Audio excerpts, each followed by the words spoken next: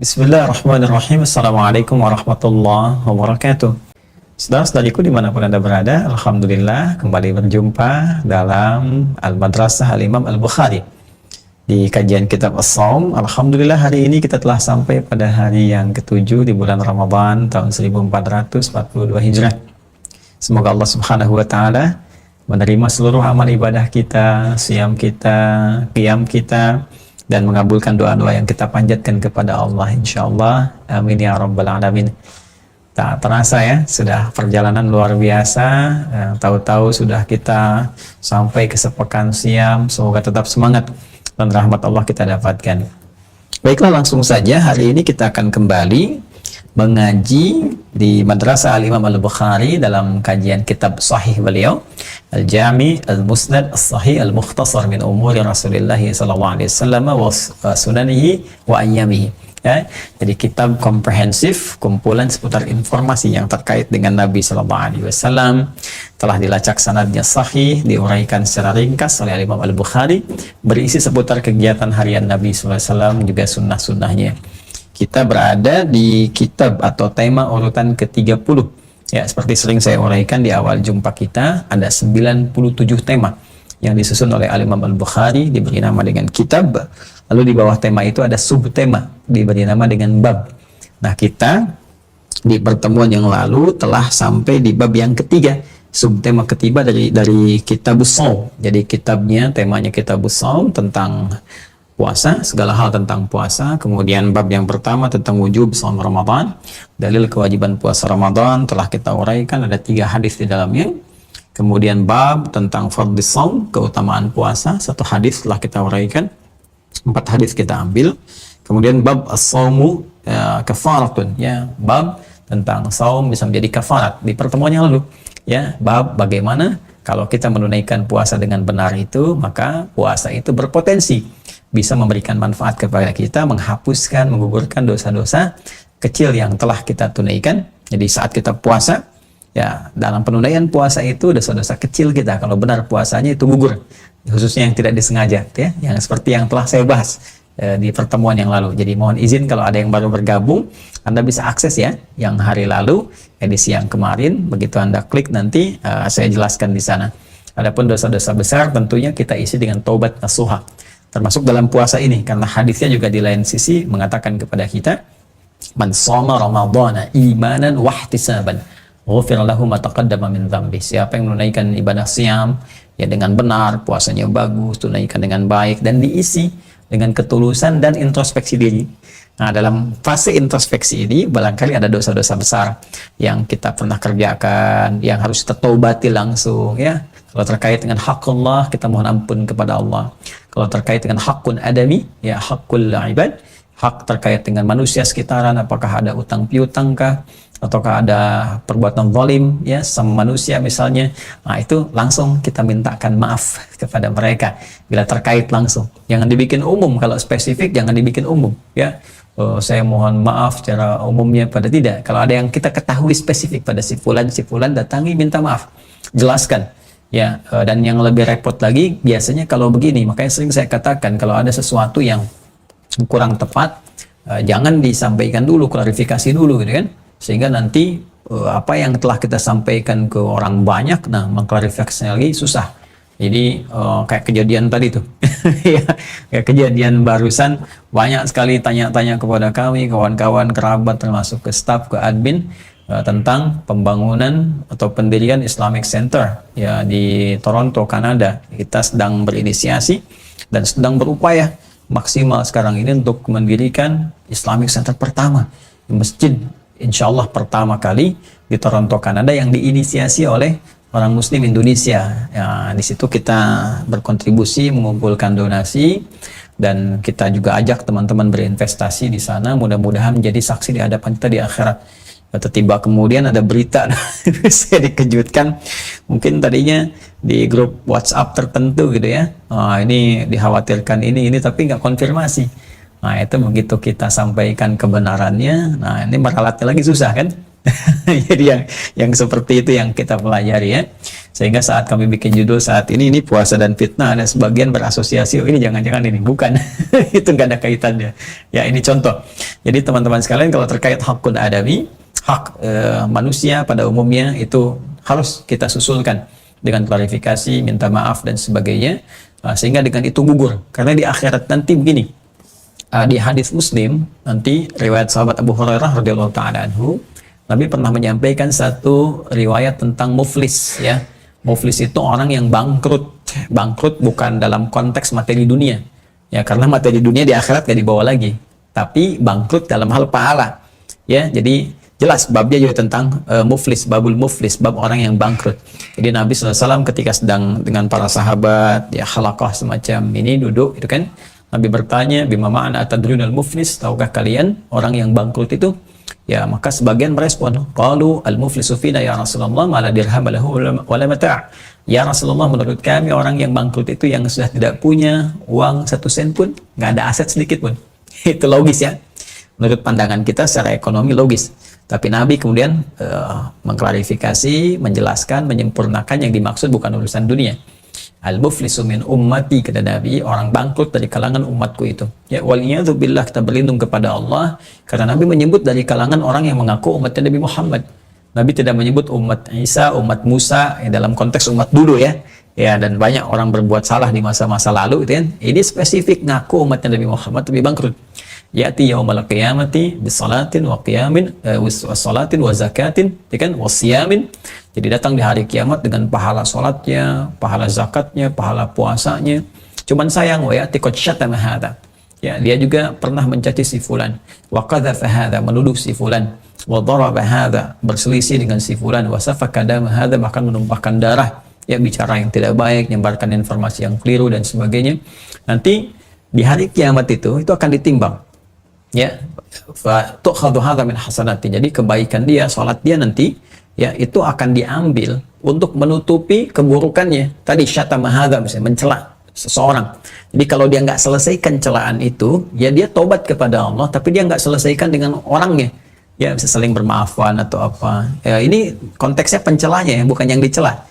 Jadi kalau yang dicelanya di sini, dia berserah diri kepada Allah, menjelaskan, dia berserah diri kepada Allah, nah itu dia ditutup nanti oleh Allah, jadi dia tenang saja. Tapi pencelanya ini nggak akan selesai. Ya, sebelum dia minta maaf, sebelum dia selesaikan, itu akan terbawa sampai ke akhirat. Ya, dia harus bertobat kepada Allah, klarifikasi itunya. Kalau tidak, nanti pahala puasa dia, pahala sholat dia akan menutupi itu. Ya, diambil lagi nanti pahala puasa, nutup misalnya yang tuduhan, diambil lagi, nutup yang perselisihan dan sebagainya. Fa'in faniyat hasanatu, kalau habis nanti kebaikan-kebaikannya, tersisa keburukan ada satu, maka ditimpakan ini kepada dia. Ya, bahkan dalam konteks yang lain, habis dia ini kebaikan-kebaikan, misal ada satu dosa nih. Ya, dosanya misalnya dosa hoax gitu. Ini belum selesai. Maka nanti dosa orang ini ditimpakan kepada dia, diambil dosa orang ini. Dosa orang dia diambil, ditimpakan kepada pembuat yang jelek ini, lalu dilemparkanlah ke neraka karena bangkrut, gak punya amal lagi untuk nutupi. Maka dari itu, teman-teman sekalian, penting bagi kita untuk memanfaatkan Ramadan ini sehingga menjadi kafarat bagi kita. Ya, di hadisnya telah kita sampaikan, saya bacakan kembali, babun as-shaumu kafaratun. Ini bab yang sangat penting, menerangkan tentang bahwa puasa itu bila ditunaikan dengan benar berpotensi menjadi kafarah, penghapus dosa-dosa yang kita pernah lakukan.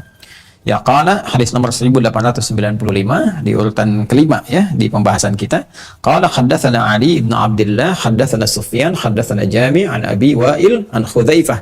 Sudah saya sampaikan Hudzaifah Al-Yamani di pertemuan yang kemarin ya, sahabat mulia. Hudzaifah orang hebat, ya intelijen Nabi, orang pemegang rahasia, cerdas, cekatan, nalarnya kuat. Ya, putra Al-Yamani radhiyallahu taala anhum jami'an. Qala, beliau menyampaikan, qala Umar bin Al-Khattab, pernah saya sampaikan juga ya, radhiyallahu taala anhu, man yahfadhu haditsan 'anil Nabi sallallahu alaihi wasallam fil fitnah. Siapa yang hafal hadis dari Nabi sallallahu alaihi wasallam terkait fitnah. Ya, ini yang telah saya sampaikan di kemarin ya, yang dibikin judul sekarang puasa dan fitnah itu maksudnya fitnah ujian yang kita bahas tempo lalu. Siapa yang hafal hadis, satu hadis dari Nabi sallallahu alaihi wasallam tentang fitnah, itu hal-hal yang akan muncul dalam kehidupan kita yang berpotensi melahirkan dosa. yang berpotensi melahirkan dosa. Ya, saya terangkan di pertemuan lalu asal kata fitnah itu adalah bagaimana menguji logam, khususnya emas di era-era pada saat itu, ya, dalam satu kondisi tertentu, misalnya satu yang dipanaskan, baik itu dalam bentuk pembakaran, ya, atau juga dalam bentuk air yang dipanaskan yang sangat mendidih luar biasa untuk mengurai, ya, benda-benda lain, campuran-campuran yang mencampuri emas itu sehingga dia bisa luntur dan tersisa emasnya.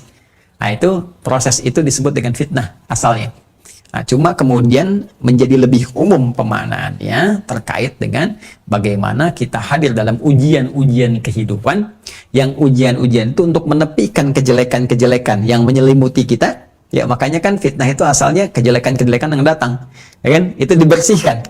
Ya, dibersihkannya kayak tadi, kadang-kadang kita butuh ada perasaan terbakar, perasaan gak nyaman. Kalau kena fitnah kan begitu, ya? Gak nyaman, gak enak, perasaan gak tentram dan sebagainya, sama tadi. Ya, tapi hikmah di balik itu adalah untuk bisa memunculkan kualitas terbaiknya. Ya, emasnya itu loh. Ya, ada setiap peristiwa itu pasti ada pelajaran. Emasnya mungkin ada kesabaran, ada kebaikan, ada kemuliaan, ya, ada macam-macam yang ingin disampaikan, Allah ingin membuka kepada banyak orang dan sebagainya. Jadi asalnya demikian. Ya, karena itu fitnah itu diartikan pula ujian yang memungkinkan melahirkan dosa, atau sisi lainnya melahirkan kualitas terbaik di balik ujian itu. Nah, maka apa kata Hudzaifah bin Al-Yamani? Qala Hudzaifatu ana sami'tuhu yaqul, merespon pertanyaan Umar tadi radhiyallahu taala anhu. Ini kedudukannya sudah menjadi khalifah, ya, pada saat itu. Kemudian beliau menyampaikan, yaqulu, ya, Hudzaifah menyampaikan, fitnatur rajuli, saya pernah mendengar Nabi SAW bersabda, fitnatur rajuli, ya, fitnah yang menimpa pada seseorang, ya, baik itu lelaki ataupun umumnya mungkin perempuan, yang berpotensi melahirkan dosa.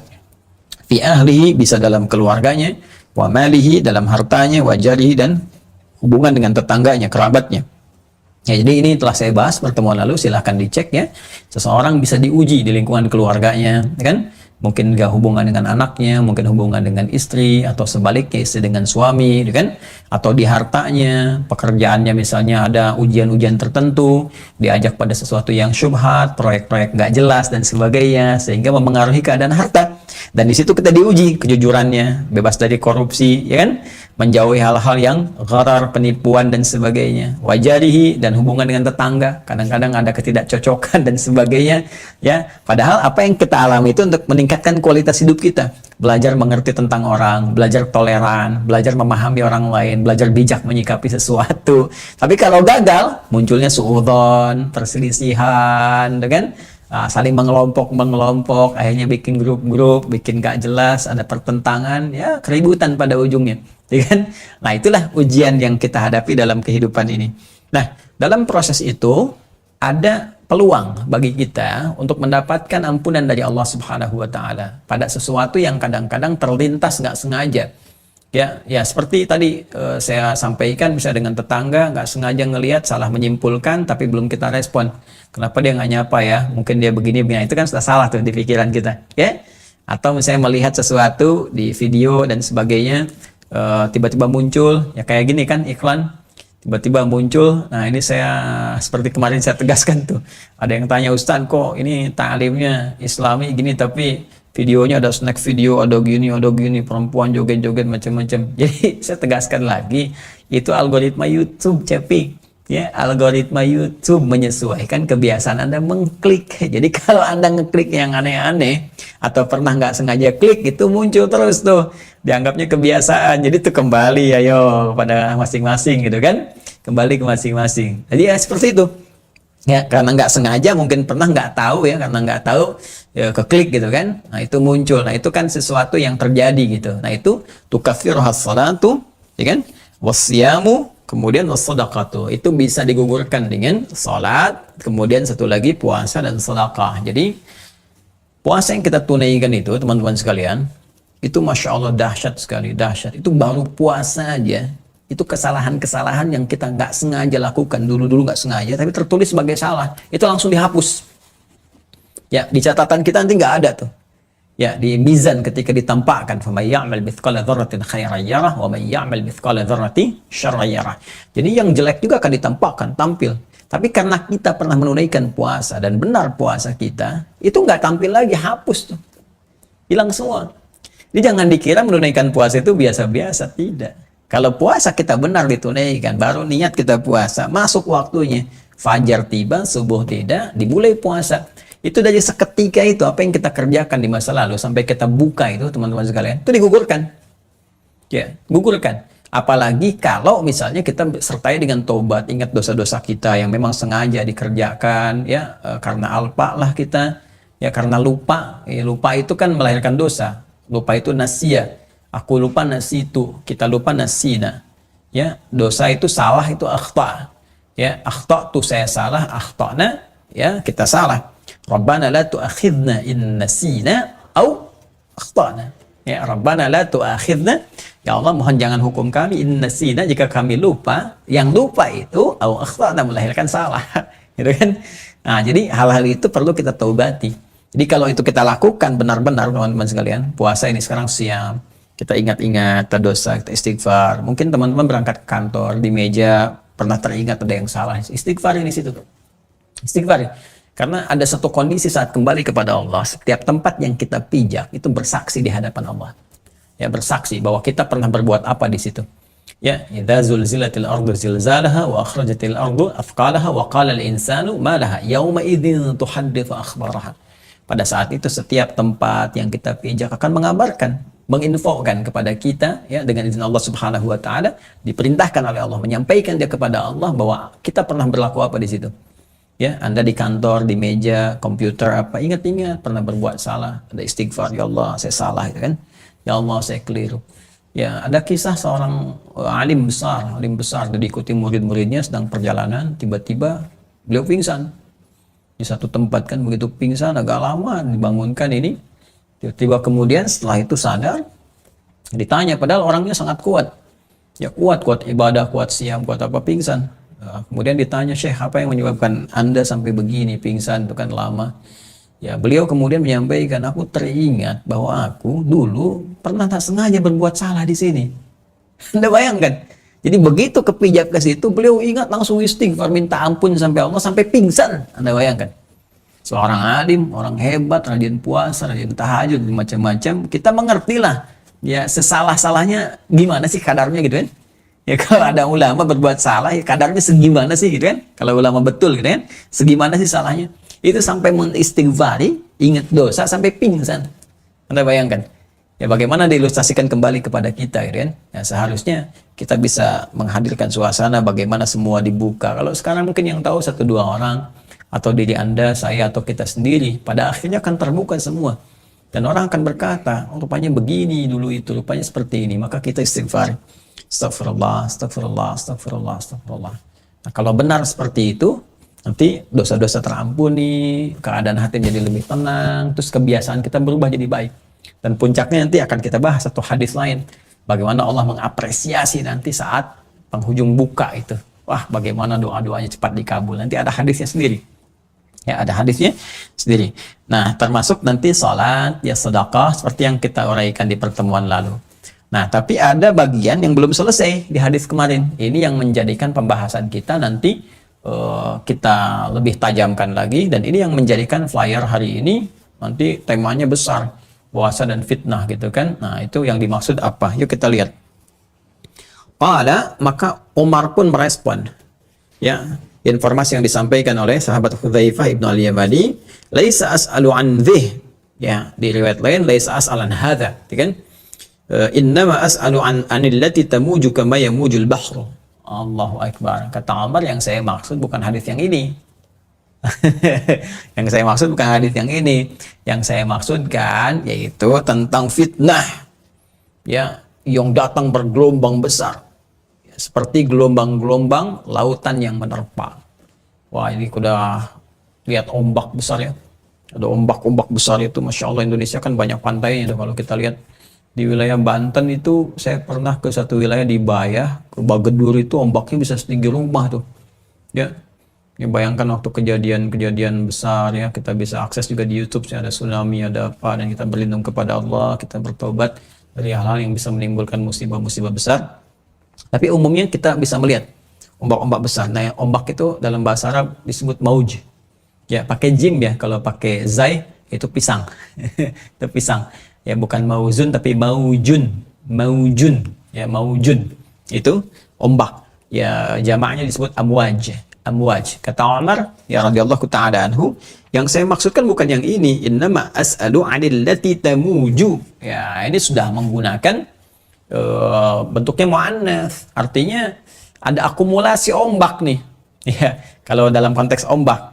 Ya, tapi di sini Umar mengambil kiasan. Yang aku maksudkan adalah akumulasi fitnah yang besar, yang datang terus bergelombang menghantam keadaan umat Islam, ya, sehingga nanti diistilahkan oleh para ulama setelahnya dengan fitnah kubra. Ya, kubra itu sesuatu yang besar. Jadi besar itu kan terakumulasi dari yang kecil-kecil. Nah, jadi Umar ingin bertanya, ya Hudzaifah ibnu al-Yamani, yang saya maksud bukan yang kamu sebutkan tadi. Ya, walaupun yang disebutkan Hudzaifah ibnu al-Yamani itu terkait berkelindan dengan pembahasan kita, ya, tentang bagaimana puasa yang ditunaikan itu bisa menggugurkan dosa-dosa, ya, atau menghapuskan kesalahan-kesalahan kecil yang tadi seperti yang telah kita uraikan. Tapi yang dimaksud Umar ingin bicara yang lebih daripada itu. Ya, ini termasuk bagaimana kejeniusan Umar. Ya, bagaimana firasat Umar yang sangat kuat, ya. Jadi teman-teman sekalian, saya uraikan kembali apa yang kemarin saya infokan sebagiannya, bahwa sahabat Hudzaifah ibnu al-Yamani ini itu orang yang sangat luar biasa, di antara yang terpercaya untuk memegang rahasia Nabi SAW. Yang lainnya semua terpercaya, ya, semua sahabat terpercaya. Abu Bakar As-Siddiq radhiyallahu taala anhu, Umar bin Khattab radhiyallahu taala anhu, Utsman bin Affan, Ali bin Abi Thalib, dan mereka punya sifat masing-masing, keadaan masing-masing. Misal Abu Bakar As-Siddiq dipercaya untuk menemani Nabi, kan, urusan-urusan spesifik, ya, menemani hijrah dari Makkah ke Yathrib, kelak jadi Al-Madinah Al-Munawwarah, kan. Kemudian Ali bin Abi Thalib dipercaya oleh Nabi SAW bagaimana beliau diminta menggantikan Nabi di posisi tempat tidur beliau, ya. Nanti Omar juga dapat kepercayaan, Utsman juga demikian, semua punya kepercayaan masing-masing di bidangnya. Ya, cuma Hudzaifah al-Yamani ini punya keistimewaan, ya, dalam hal, ya, hal-hal terkait dengan intelijen. Ya, jadi beliau bisa melakukan penetrasi, penyamaran yang sempurna, langsung masuk ke jantung pertahanan, dan bisa memegang rahasia, siapapun yang tanya dijaga. Ya, nggak terbuka sama sekali. Dengan, nah, jeniusnya Umar mengerti ini, pasti banyak rahasia nih yang Nabi sampaikan, ya, pada Hudzaifah ibnu al-Yamani ini, ya, yang mungkin harus terbuka nih. Saya harus tahu, maksudnya saya pengen tahu nih gimana gitu kan keadaannya. Tapi nanti kita akan lihat, ya. Jadi Umar mencoba bertanya lagi, apakah selain daftar orang-orang munafik seperti yang saya sampaikan kemarin. Jadi di antara yang dipegang rahasianya oleh sahabat Hudzaifah ibnu al-Yamani radhiyallahu taala anhuma itu adalah daftar orang-orang munafik. Ya, tahu tuh se-Madinah tuh siapa yang munafik, siapa yang enggak. Umar dengan cerdiknya tahu ini nggak akan dibuka nih. Kalau gitu saya lihat aja, kalau ada orang meninggal, Hudzaifah nyolatin nggak? Kalau enggak, munafik tuh. Kalau nyolatin, berarti orang benar. Umar tuh cerdasnya ke situ, ya. Nah, di sisi lain, Umar juga ingin tahu apakah ada rahasia besar lain yang mungkin kekinian saya harus persiapkan. Mungkin ada di masa saya gitu kan, langkahnya bagaimana? Seperti apa langkah taktisnya? Itulah pemimpin. Jadi Umar seorang khalifah, seorang pemimpin masyarakat, presidennya, dan banyak wilayahnya gitu kan, dan punya langkah taktis. Jadi visinya tuh panjang gitu. Jadi bukan hanya menyelesaikan yang sekarang ada, tapi ke depan tuh bagaimana, apa yang akan terjadi begini dari karakteristik yang tampak seperti ini, atau berita-berita Nabi yang sudah pasti. Karena Nabi itu pasti beritanya, informasinya wahyu. Wa may yantiqu 'anil hawa in huwa illa wahyu yuha, gitu kan. Jadi karena sifatnya pasti, maka sama Umar diinventarisir informasinya, disiapkan langkahnya, ya. Jadi dari penaklukan-penaklukan pun yang tadinya disampaikan ini akan begini, akan begitu, Umar juga menyiapkan karena berharap itu terjadi di masanya, ya. Termasuk segala hal yang terkait dengan sifat-sifat yang disampaikan oleh Nabi SAW, informasi-informasi spesifik. Nah, dalam konteks fitnah ini, ya, Umar membaca sesuatu. Ya, beliau nanti kita lihat ya urutan di hadisnya, membaca sesuatu gitu, kayaknya ada sesuatu yang mungkin bisa dikaji dari hal terkait fitnah ini. Jadi ketika menyampaikan Hudzaifah ibnu al-Yamani tentang fitnah dalam arti ujian di rumah tangga, ujian dengan tetangga, ujian dalam harta yang bisa digugurkan lewat puasa, lewat sholat, lewat sedekah, kata Umar, yang saya maksud bukan yang itu. Saya pengen yaitu yang lebih besar, yang berakumulasi menyebabkan fitnah yang sangat besar, yang mungkin nggak cukup diselesaikan dengan puasa, sholat, atau sedekah. Harus ada action line yang menyertai itu semua. Ya, maka apa yang dijawab oleh sahabat Hudzaifah ibnu al-Yamani? Qala Wa inna duna dzalika baban mughlaqa. Ya Umar, sekarang masih tertutup pintunya. Ya, sekarang masih tertutup pintunya. Jadi, itu tertutup pintunya nih, nggak bisa dibuka itu. Ya, belum kebuka, belum saatnya dibuka. Jadi luar biasa nih Hudzaifah bin al-Yamani. Ya mau presiden, mau siapa gitu kan, mau khalifah, amanat Nabi nih. Kalau sudah Nabi kasih amanat, nggak bisa. Ya, amanat Nabi itu urusan langit, jangan kalah sama urusan dunia. Ya, ini prinsip kita loh ya.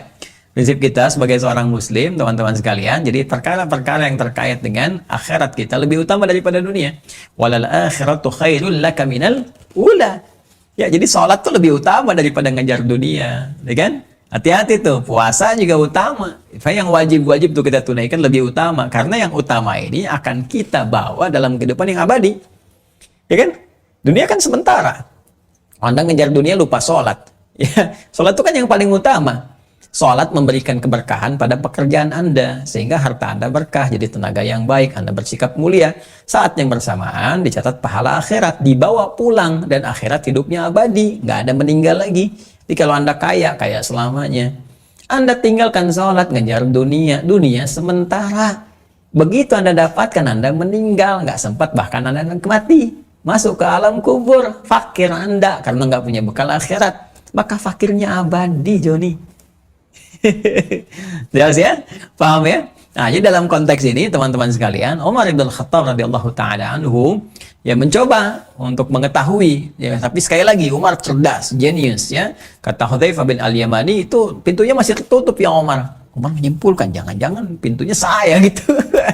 Jadi pintunya Umar, habis Umar kebuka gitu kan. Maka Umar bertanya lagi, ya, Umar bertanya teman-teman sekalian. Mari kita lihat, nih cerdasnya Umar. Fayuftahu au yuksar. Pintu ini kira-kira bisa dibuka atau rusak nanti nih. Ya, rusak. Dalam arti pintunya rusak, hancur dan sebagainya gitu ya. Kasar yaksar itu bisa rusak, bisa diartikan rusak, bisa hancur. Ya, dalam konteks ini. Jadi secara bertahap. Kalau hancur itu hadem keseluruhan, kalau kasara itu bisa retakan, bisa kemudian hancur atau bolong-bolong atau apa kalau pintu ya secara sedikit-sedikit gitu. Sampai menunjukkan ketiadaan esensinya yang harus diperbaiki gitu. Di sini teman-teman sekalian, kalau kita mau baca lebih dalam syarahnya, misal di Fathul Bari nih, saya contohkan ini yang punya kami di sini Fathul Bari Syarah Sahih Al-Bukhari. Ya, Syarah Sahih Al-Bukhari. Ini cukup bagus sekali, 18 jilid ya, menerangkan tentang banyak hal termasuk juga hadis-hadis ini. Jadi kalau teman-teman nanti mau baca syarahnya lebih jauh, di sini nanti ini saya tampilkan untuk memudahkan. Ya, jadi ini Fathul Bari ya, fi Syarah Sahih Al-Bukhari. Jadi syarahnya Sahih Al-Bukhari disyarah lagi oleh Imam Ibnu Hajar Al-Asqalani. Nah, di antara syarah itu yang ingin saya terangkan di sini, Umar membaca, wah ini jangan-jangan saya pintunya gitu kan, dibuka atau ini bahasa kiasan lagi nih, dibuka atau dihancurkan. Apakah mungkin terbuka ya, ataukah mungkin kemudian hancur gitu kan? Hancur ini dalam arti rusak atau tiada gitu kan? Qala yuksar, dijawab lagi yuksar. Wah ini satu saat bukan sengaja dibuka, tapi yuksar, hancur, selesai. Nah ini kalau tafsirnya begini. Kalau tafsirnya pintu itu terbuka dalam arti fitnah itu tadi yang besar dahsyat. Itu di masa Umar nggak ada. Ya, tapi pintunya Umar. Artinya fase periode Umar. Jadi kalau Umarnya telah tiada, diilustrasikan tadi dengan yuksar. Yuksar itu kan artinya rohnya sudah nggak ada gitu kan. Ya kasara itu ya tadi pecah apa dan sebagainya kalau dalam konteks materi-materi begini. Tapi kalau dalam konteks yang bernyawa hidup ya meninggal. Jadi kalau misalnya Umarnya meninggal, baru kemudian datanglah fitnah itu. Jadi seakan-akan Umar itu pintunya, begitu pintunya rusak, ya kan? Pintunya kan kokoh tuh Umar itu kan. Begitu pintunya rusak, ya Umarnya meninggal, terbukalah itu semua. Kalau rusak itu kan nggak langsung, ya ada pemicunya, pelan-pelan dulu. Rusak itu kan nggak tiba-tiba, bisa jadi nggak bisa dibuka, kan itu orang bilang rusak juga kan. Tapi dalam konteks ini kalau kasara itu dia celah terbuka, rusak, rapuh, buff, ya buff langsung terbuka. Ya, dari celah-celah tertak, boom, langsung ada. Maka dijawab oleh Hudzaifah bin Al-Yamani, ya bukan dibuka, jadi bukan sengaja terbuka atau dibuka, tapi yuksar dengan meninggalnya Umar bin Khattab radhiyallahu taala anhu, benteng-benteng yang tadinya fitnah tertutup itu kemudian mulai pelan-pelan datang dan sebagainya. Di sini sebetulnya ada isyarat yang sangat penting teman-teman sekalian. Jadi orang sering membacanya tentang peristiwa fitnah kubra. Jadi kan setelah Umar wafat ini, Ibnu Khattab radhiyallahu taala anhu, mulai kan muncul Utsman naik ya. Utsman tuh luar biasa, masya Allah, orangnya dermawan, orangnya bagus, baik dan sebagainya. Kekuasaan Islam meluas banyak dan seterusnya. Tapi Utsman tuh lembut, pemaaf, tuh ya, tolerir dalam beberapa hal, sehingga kadang-kadang dalam dunia politik ya ini nggak bisa sepenuhnya lembut itu. Ya, politik itu kan kadang harus ada ketegasan, ya, harus ada kemudian ya seperti main layangan, tarik ulur dan sebagainya. Tapi dalam Islam itu indah, jadi nggak ada penipuan, nggak ada macam-macam. Politik Islam itu politik yang sifatnya melahirkan harmoni, ya harmoni kebaikan gitu. Strategi dibangun, tapi juga keadilan itu datang, keadilan tiba, ya. Ada keadilan, ada kemuliaan, hak-hak terpenuhi, itu politik Islam. Jadi bukan orientasinya bukan kekuasaan, bukan. Jadi sebagai alat untuk menampilkan nilai-nilai kemuliaan dalam kehidupan, keadilan, pengaturan yang baik, kemuliaan.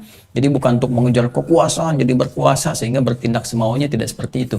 Nah, di Utsman ini orang sangat mulia, sangat baik dan sebagainya, tapi kemuliaan Utsman ini dimanfaatkan oleh sementara orang. Ya bikin provokasi, bikin hoax dan sebagainya, terus disusun buzzer. Jadi buzzer tuh bukan zaman sekarang saja, ya bukan zaman sekarang, bukan zaman periode grup Barcelona, klub yang presiden yang sebelum yang sekarang diganti lagi, itu kan sengaja menyewa buzzer untuk bisa menetralisir hal-hal yang bisa menyerang atau balik nyerang dan sebagainya. Saya tidak bicara tentang Indonesia atau yang lain ya, saya bicara tentang fenomena di satu klub sepak bola tadi kayak Barcelona dan sebagainya, sehingga mundur ya, presidennya dimundurkan, ganti yang sekarang terbaru. Saya apalah, Anda tanya nonton nggak ya, Anda tanya nonton nggak ya, tapi saya tahu kalau Anda mau tanya ke saya siapa grup yang kemudian ikut champion juga, 4 orang semifinal saya juga tahu ya. PSG masuk saya tahu, kemudian Chelsea masuk saya tahu, Pep Guardiola Manchester City-nya saya tahu masuk gitu kan, Liverpool kalah sama Madrid juga saya tahu.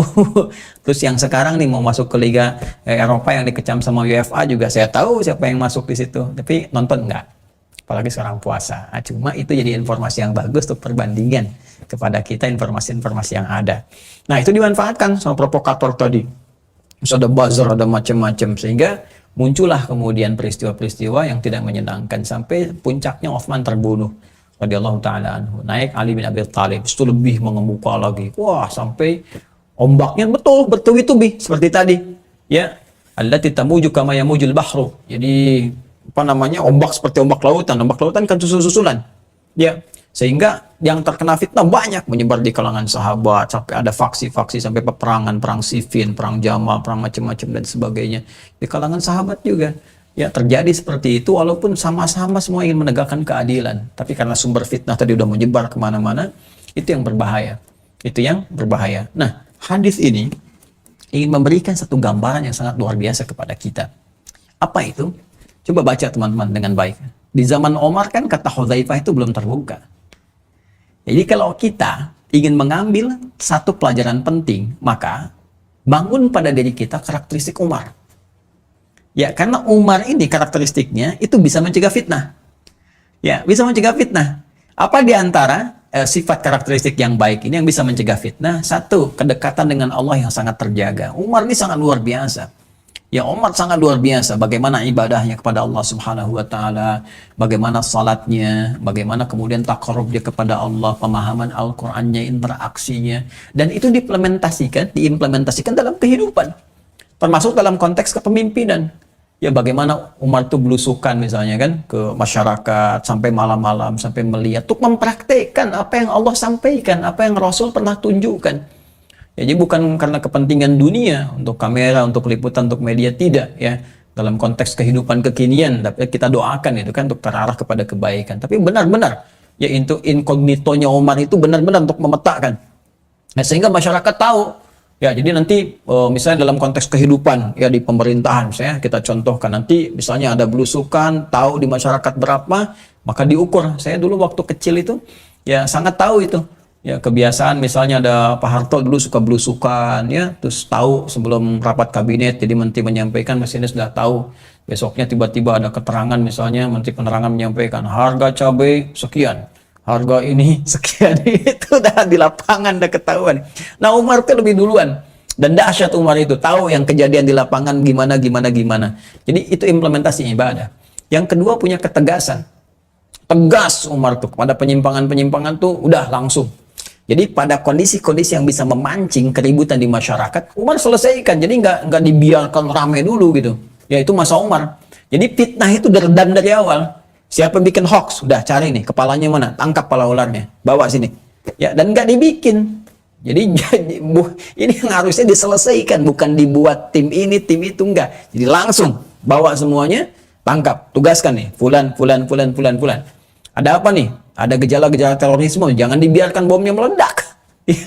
Ya, coba lihat nih gejalanya kemana, deh, amankan dan sebagainya, telusuri dan seterusnya, terus bikin satu gambaran umum.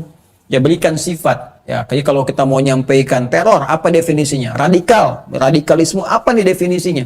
Sehingga masyarakat gak liar, sehingga membangun persepsi radikal itu terkait dengan agama. Sekarang kan kalau orang nyebutkan radikal, teroris, kebayangnya orang Islam, ya kan? Celananya begini, atau perempuan begini, tampilannya begini. Kok asosiasinya spesifik ke situ gitu? Padahal orang-orang radikal itu kan banyak. Nih yang lagi bikin isu nih, yang radikal Nabi ke-26 kan radikal juga. Ya, itu orang radikal, penyebab orang-orang bisa rame gitu kan. Ada isu sara, bisa perselisihan, bisa macam-macam. Nah, itu langsung amankan. Udah bagus tuh, langsung langkah Bareskrim tuh kan, langsung ambil, tempuh ini, cari di mana dia, kembalikan. Nah, seperti itulah. Jadi kalau ada pemicu-pemicu fitnah, pemicu-pemicu hal-hal yang bisa menimbulkan keributan, Umar tegas. Nah, ketegasan ini yang saking dahsyatnya Umar, kadang-kadang kalau udah lihat, Umar selesaikan seketika. Bisa marah di tempat, bisa hukum di tempat. Itu yang bikin setan itu bisa lari. Ya, ada kalimat Nabi nyampaikan, itu setan itu. Ya, setan ketemu Umar aja lari. Kata Nabi SAW. Anda bayangkan. Ya, nah, jangan sampai ya Anda ketemu setan bahagia. Itu yang repot ya. Nah, jadi pribadi ini yang mesti kita hadirkan. Bagaimana caranya setan ketemu kita, setan lari. Jadi nggak mungkin terjadi kalau takarub kita kepada Allah, pendekatan kepada Allah itu kurang. Jadi nurnya nggak muncul, cahayanya nggak muncul. Ya, jadi kita siapkan diri dengan sholat perbaiki, puasa perbaiki, baca Quran yang bagus, terapkan hukum-hukum dengan benar. Kalau kita konsisten pada kebenaran, setan menjauh. Ya, setan itu cuma datang jadi teman orang-orang yang lemah gitu. Ya, jadi kalau kita bisa lakukan itu semua, tertutup pintu fitnah. Tapi kalau kita lemah, semua diakomodir, kepentingan buruk diakomodir, setan tepuk tangan, akhirnya pintu fitnah masuk.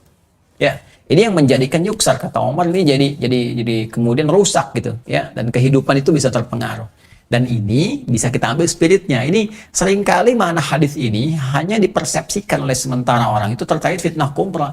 Orang nggak belajar bagaimana menutup pintunya. Jadi kita harus siapkan Umar-Umar baru sekarang. Ya, Umar-Umar baru mesti muncul. Ya, dalam konteks apa? Tidak harus menjadi pemimpin dalam konteks misalnya presiden kah atau gubernur kah, menteri kah. Tidak, diri kita pribadi.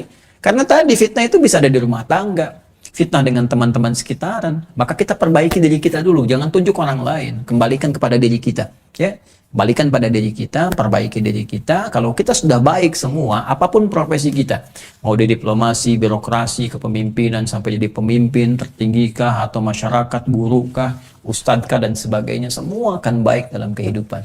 Nah, itu ya. Nah, kemudian teruskan hadisnya. Kemudian qala dzaka ajdaru alla yughlaqa ila yaumil qiyamah. Ya, demikianlah kata Umar. Ya, itu barangkali terjadi untuk tidak tertutup sampai dengan hari kiamat. Artinya fitnah-fitnah itu setelah pintu Umarnya itu terbuka dengan wafatnya Umar radhiyallahu taala anhu, dengan tadi rusak, muncul, nah itu akan terus terjadi.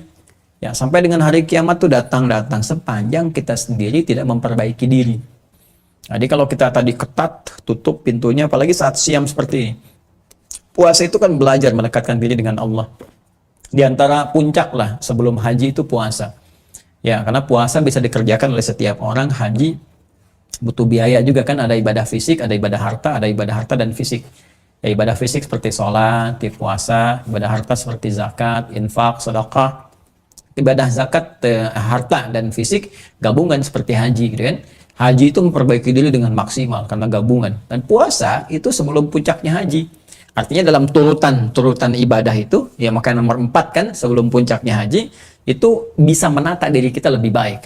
Ya, menata diri kita lebih baik. Jadi kalau kita puasanya benar, di situ kan ada sholat, di situ ada Al-Quran, dan di situ ada sedekah yang bisa kita keluarkan sepanjang mampu untuk berbagi. Kalau nggak mampu, di situ kita berusaha untuk mengamalkan kebaikan lain dengan tenaga kita dan sebagainya.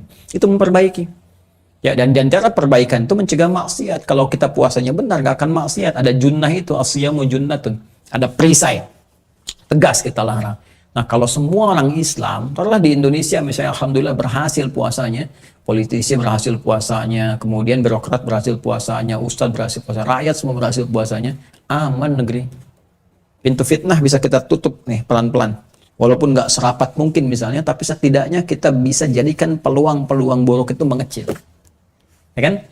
Walaupun peluang itu tetap terbuka sampai dengan hari kiamat, tapi setidaknya ya tidak muncul di Indonesia lah atau sekitaran kita. Yang umum-umum luar misalnya kan, nah itu nanti kita bisa meluaskan auranya ke tempat-tempat lain. Kalau di masa Umar kan terkoordinir semua wilayah-wilayah keislaman itu, perintah 1A komando tuh, ya tongkat komandonya langsung ke bawah. Umar tuh ngelurusin teman-teman, ngelurusin seorang gubernur aja yang diduga Umar tidak adil, padahal dalam konteks mau dirikan masjid. Ada orang Yahudi digusur rumahnya gitu kan, mau jadiin masjid. Dia keberatan si Yahudi itu, yang nggak mau terima lu ganti ruginya dan sebagainya kan. Dia ngadu ke Umar, ngadu ke pusat. Nggak tahu apa yang terjadi. Umar cuma ngambil 1 tulang, digaris tuh pakai pedang. Kirimin aja nih ke gubernurnya. Masya Allah. Dikiranya main-main kan. Wah itu di perjalanan, udah dalam bahasa Rusia apa? Kukulutus ya. Bahasa Rusia tuh kukulutus, jadi ngomel gitu kan, ngomel tuh bahasa Rusianya kukulutus. Bukan kutus-kutus, itu minyak, kukulutus. Jadi ngomel di jalan. Wah Umar gimana nih, saya datang ngadu kok dikasih tulang gitu kan. Tapi dia ya sudah, itu yang dia bekal bawa. Begitu sampai ke gubernur, konon kisahnya Amr bin As radhiyallahu ta'ala anhu, begitu sampai, ya ini nih ada pesan si Yahudi, apalagi nih, dia datang bawa pesan dari Umar, karena pesan dari Umar khalifah tahu kan, Umar tegas ini sebagainya. Silahkan, apa yang disampaikan? Kasihkan tulang tadi, gemetar langsung. Ya gemetar, tak balikin lagi rumahnya katanya. Bangun ulang. Oh Yahudinya bingung, kok bisa begini? Tunggu. Ya apa maksudnya, gitu kan?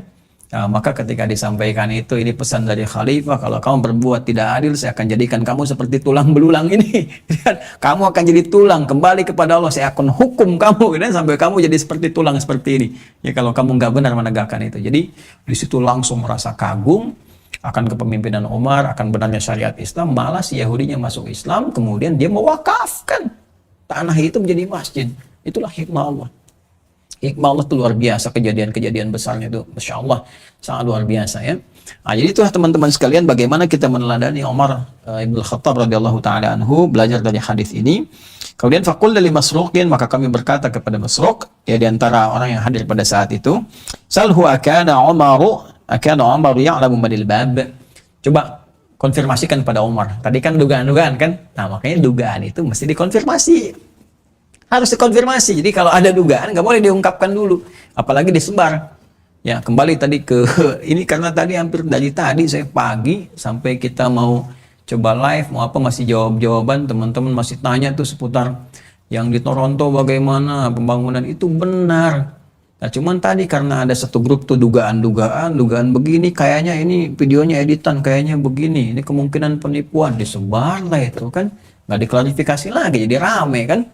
Terus kita klarifikasi di IG, akhirnya tadi kami pagi coba udah di take aja, sampaikan supaya menenangkan, dan terus kita kontak juga ke Kanadanya. Insya Allah besok kita live dengan teman-teman dari Toronto, kita tanya sekalian persiapan sampai mana, bagaimana kemudian donasi terkumpul, terus apa yang ingin kita capai, sampai teman-teman tahu bentuknya di mana nih yang mau kita dapatkan insya Allah. Karena kita mau beli nanti properti tertentu, jadikan Islamic Center. Wah kita harus tahu nih, nanti insya Allah besok diinfokan ya, gambarnya bagaimana, ininya bagaimana. Sudah kami share sebetulnya di video yang sudah ada ya, itu sudah kita klarifikasi tadi di IG tuh. Masih ada pertanyaan, kenapa rekeningnya atas nama pribadi, yayasan aja. Itu Joni, kamu dengarkan dulu videonya. Jadi kadang-kadang nggak disimak tuh ya. Itu sudah kita sampaikan nih, ada yang rekening dari sananya langsung yayasannya begini tampilkan. Cuman begitu saya infokan di awal-awal itu banyak yang tanya, Ustaz nih ada Swift code apa, banyak bingung gini, ada nggak yang di Indonesia gitu kan. Nah, supaya nggak bercampur dengan yang di kita, pakai kiai, supaya nggak bingung nih campuran kemana-kemana, udah kita mintakan dari teman-teman sana. Jadi dari sana dikirimkan ke kita yang punya relasi, jadi masih terkait dengan panitia di sana. Pakailah rekening nomor Indonesia, ya kan? Kemudian dari situ ditransferkan ke sana. Yang mau pakai rekening sana juga langsung ada Swift code-nya, Kanada ini dan sebagainya. Nggak pengen pusing, ya yang bukan kita aja teman-teman. Ada yang dari daerah, Anda bayangin. Ya, ibu saya langsung teleponnya dari daerah, Anda bayangin pengen transfer. Ya mana orang daerah ngerti Swift code gitu kan. Jadi tahunya yang di Indonesia begini. Alhamdulillah ya Allah.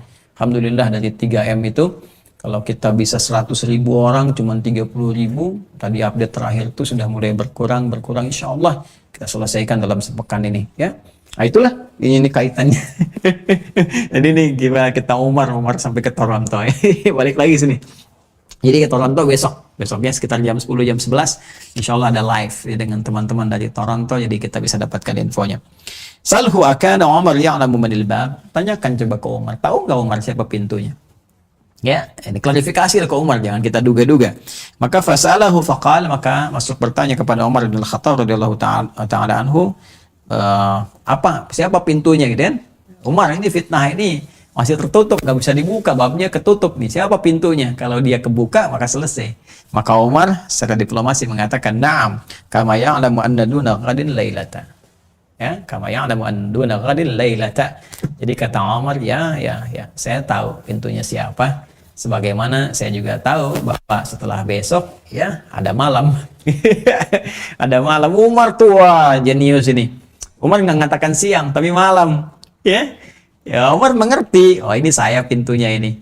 Ya, tapi fitnahnya bagaimana? Masih gelap. Lailah kan gelap malam. Ya, istimewa kan? Orang Umar nggak nyebutkan lain, tapi Lailah ada keistimewaan di kegelapan itu. Apa nih istimewanya dalam konteks yang negatif tadi, fitnah, ujian-ujian. Nah, jadi Umar tuh luar biasa bahasanya nih ya. Ya, na'am kama ya'lamu anna duna ghadin lailah. Ya, Umar mengetahui siapa pintunya. Di situ sebagaimana Umar tahu setelah besok siang itu ya setelah besok nanti ada malam. Jadi Umar jelas tahu ini pintunya saya ini ya, pintunya saya dengan karakteristik begini-begini, nggak bisa dibuka sepanjang saya masih hidup. Ya setelah saya meninggal baru datang. Cuman saya meninggal kan saya nggak tahu bagaimana keadaannya. Jadi kan artinya Umar nggak bisa kembali kan. Dan sekarang pun masih gelap. Gelap itu kan seperti malam. Maka kiasan Umar mengatakan, ya seperti tahu setelah besok tuh ada malam. Jadi fitnahnya masih gelap nih. Apa yang akan terjadi? Dan terbuktilah semua itu terjadi di zaman Utsman bin Affan radhiyallahu taala anhu. Kemudian mengkristal di zamannya sahabat Ali bin Abi Thalib radhiyallahu taala anhu. Ini ada pula di hadis Muslim teman-teman sekalian, nomor hadis 144 diriwayatkan tentang ini. Nah jadi apa yang terkait dengan puasa?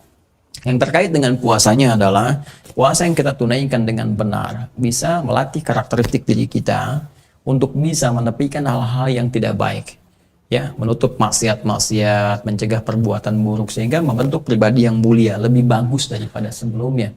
Yang dengan itu meningkatkan kebaikan kita dan membuat kita lebih dekat dengan Allah. Kalau sudah dekat dengan Allah, kita secara pribadi bisa menutup pintu-pintu fitnah. Itu korelasinya. Ya, alhamdulillah kalau kita bisa belajar dengan Umar. Ya, maka cari sirahnya Umar bin Khattab, belajar. Sekarang udah banyak terjemahannya ya tentang Umar, bagaimana sifatnya, apa dan sebagainya. Tentunya tanpa menafikan sahabat yang lain. Belajar pula tentang sahabat Abu Bakar As-Siddiq, sahabat Utsman bin Affan, Ali bin Abi Thalib radhiyallahu taala anhum jami'an karamahumullah wajah. Itu yang bisa kita dapatkan. Kalau bisa sih sesuai profesinya. Anda di mana misalnya? Di militer. Ya, kemarin 16 April. Ya, saya saking sibuknya kemarin baru kasih ucapan selamat buat teman-teman di Kopassus tanggal 17-nya. Tanggal 16 itu ya, teman-teman hari jadinya. Itu teman-teman bisa belajar tuh. Teman-teman di Kopassus bagaimana Nabi punya pasukan militer yang dahsyat ya, pasukan khusus itu kan. Bahkan punya 18 panglima, itu kekuatan satunya bisa menaklukkan Persia Romawi. Kalau sekarang negara adidaya lah besar ya, semacam Amerika, Cina dan seterusnya. Ya, jadi sangat luar biasa. Terus bagaimana pertarungan terbuka, pertarungan gerilya, kemudian cara menaklukkan musuh, cara kebal dengan racun, dalam beberapa hal tidak bisa disergap, ya itu ada semua ajarannya, dari mulai ayatnya, hadisnya, petunjuknya dan sebagainya. Ya itu tergantung profesi masing-masing, kembali kepada kita. Ya kalau Anda mau jadi ustaz, jadi guru, ya seperti Ali bin Abi Thalib, ya kemudian Abdullah bin Mas'ud, kemudian ada lagi misalnya Abu Hurairah radhiyallahu taala anhum jami'an. Kalau mau jadi diplomat seperti Muadz bin Jabal, Amr bin As, ya itu bisa belajar banyak. Dan semoga dengan itu memberikan inspirasi kepada kita menjadi lebih baik dalam pandangan Allah Subhanahu wa taala. Saya kira itu yang saya sampaikan di kesempatan kali ini. Tentunya bila ada kebenaran dari Allah dan Rasulnya, kalau salah itu dari saya pribadi, mohon dimaafkan. Izin mengingatkan teman-teman sekalian bahwa sore nanti pukul 5 sore, ya insya Allah pukul 5 sore waktu Indonesia bagian Barat, insya Allah akan ada program Aku Suka, ya kultum sejenak untuk berbuka. Menjadi penting karena itu akan jadi petunjuk pada kita bagaimana sifat sholat Nabi Sallallahu Alaihi Wasallam, dan akan masuk bab tayamum nih. Ya mungkin banyak orang bertanya tentang tayamum, bagaimana, hikmahnya apa dan sebagainya, kita akan bahas.